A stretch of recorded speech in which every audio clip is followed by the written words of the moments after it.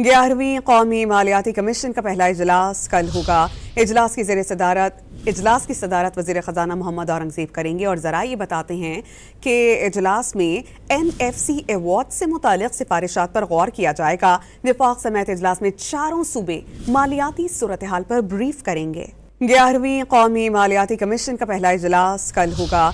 इजलास की सदारत वज़ीर ख़जाना मोहम्मद औरंगज़ेब करेंगे और ज़रा ये बताते हैं कि इजलास में NFC अवार्ड से मुतालिक सिफारिशात पर गौर किया जाएगा। विफाक समेत इजलास में चारों सूबे मालियाती सूरत हाल पर ब्रीफ करेंगे। 11वीं कौमी मालियाती कमीशन का पहला इजलास कल होगा। इजलास की सदारत वज़ीर ख़जाना मोहम्मद औरंगज़ेब करेंगे और ज़रा ये बताते हैं कि इजलास में NFC अवार्ड से मुतालिक सिफारिशात पर गौर किया जाएगा। विफाक समेत इजलास में चारों सूबे मालियाती सूरत हाल पर ब्रीफ करेंगे।